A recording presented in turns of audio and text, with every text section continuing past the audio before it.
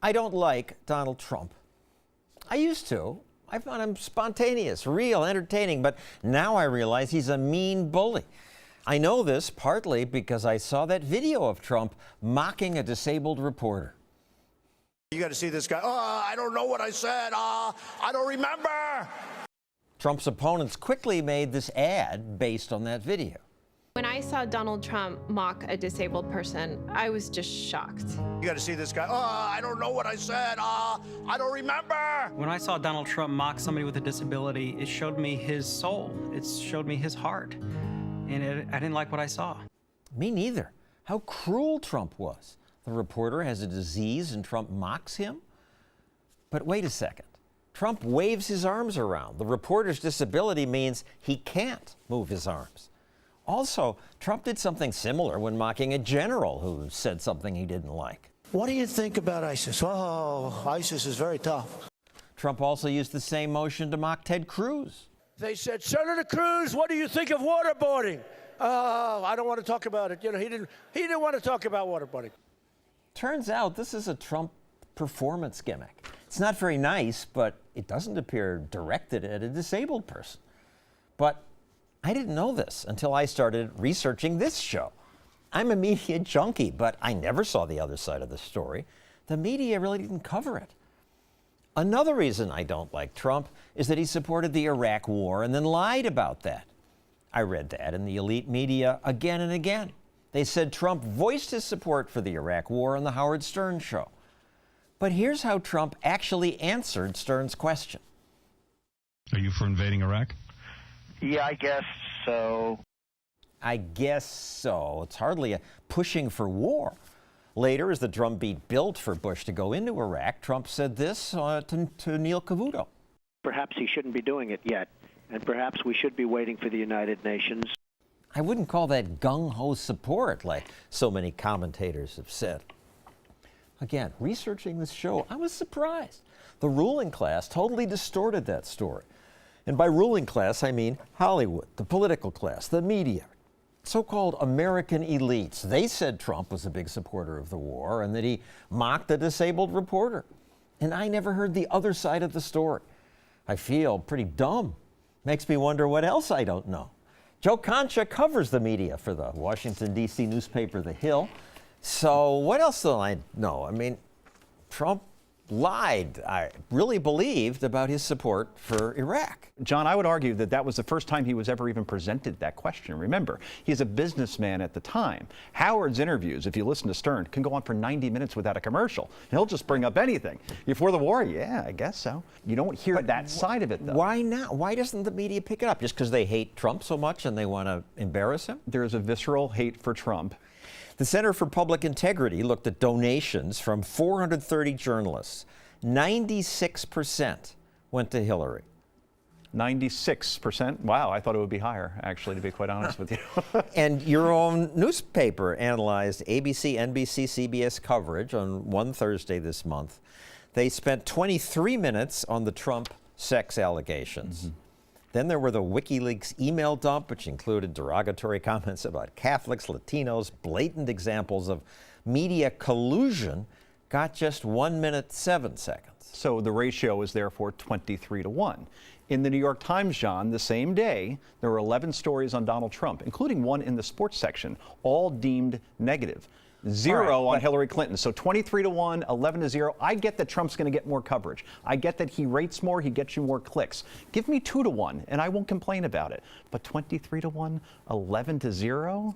But I'll push back. Okay. Groping, sex, it's just going to bring in more eyeballs. Sizzle always beats steak, and sex always beats substance. So I get that. What the public wants to hear about. 23-1 hear about, though? In other words, you do this show, right? You have 6 blocks, A through F. You want to give me A and B for Trump and then C and D to Hillary? Would that be so hard? No, it's all Trump. Other wiki points, there was interesting stuff that could have been covered more. Donna Brazile giving Clinton debate questions ahead of time. It was covered, but wasn't big. Brazile barely got covered relatively, in my opinion. Remember in the email, John, subject header said, from time to time I get debate questions, meaning it happened more than once. The Politico reporter wrote to Podesta, because I become a hack, I will send you the whole section that pertains to you. Please don't share or tell anyone I did this. He's sending his story for approval to Podesta? Yes.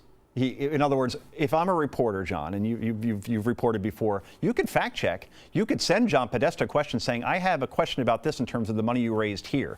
A separate question. No problem with that. It happens all the time. He sent the entire text that pertained to Podesta. The publication, Politico, never offered an apology. Because they're the ruling class. They mean well. They mean well, but that's why it keeps getting worse. The Clinton campaign told the New York Times which quotes they wanted printed. That is called quote approval.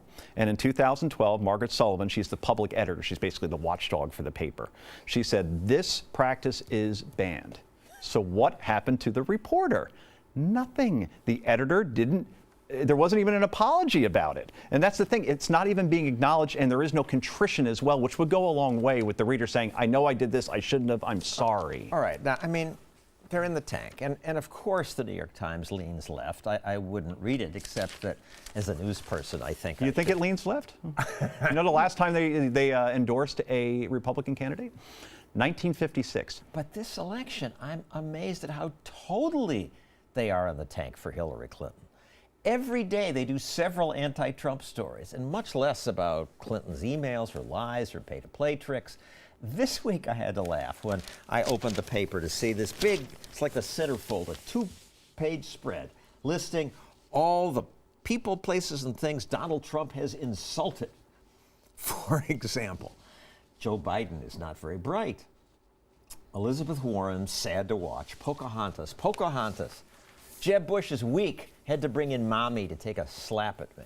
Okay, I get it. Trump likes to insult people, but has the Times ever run a 2-page spread and say, Hillary's scandals and lies? They could. Just before she became First Lady of Arkansas, she started trading in cattle futures. She turned $1,000 into $6,000 overnight. After 10 months, she had $100,000. But she said, I never received preferential treatment. Then came Travelgate, Whitewater, dodging sniper fire in Bosnia. The video showed there was no sniper fire. In fact, she posed for photographs. She just lied. Her lies and scandals go on and on. The Times could easily fill 2 pages with them, but they don't. Instead, they zero in on Trump, running stories like this one. They say during the second debate, Trump was stalking Ms. Clinton like prey. Lots of media ran stories saying Trump loomed over Clinton, trying to invade her space. So Hillary quickly went on TV to complain about that. He was really trying to dominate and then literally stalk me around the stage. And I would just feel this presence behind me. And I thought, whoa, this is really weird. I believe that, but it's just a smear. Watch the video. Clinton walked over to Trump's side of the stage. She stands in front of Trump, and because Trump's taller, the deceitful media could portray him as looming over poor Hillary. I mean, aren't they ashamed? It's video evidence that you just laid out that can very easily be dispelled, but the headline rules the day, and no one's going to go back and watch that part of the video. The clothing. What happens if you wear white? I love this. So the New York Times, when Hillary wears white, she says it's an emblem of hope. Philadelphia Inquirer, Clinton was soft and strong, a dream come true. And then Melania wears white at the Republican convention. And she says, another reminder that white is always right. A scary statement. That was written by the same writer for the same publication. 2 words. We called her up. She did answer us. Okay. Given the many things Trump has said about people that didn't live in this country, that's what the dress said to me as an African American. Oh, okay. I was about to say that, it's 2 words with a hyphen, self-awareness. Look at your archive, and because that was called out and that was actually covered a little bit, and she is now a mockery. Many in the elite media also accused Trump of threatening Hillary when he said Clinton was anti-Second Amendment. It's not the first time that he's been accused of inciting violence. Inciting violence. Here's what Trump actually said about Hillary being anti-Second Amendment. She goes around with armed bodyguards like you have never seen before. I think that her bodyguards should drop all weapons. They should disarm. Take their guns away. She doesn't want guns. Let's see what happens to her. Take their guns away, okay? It'd be very dangerous.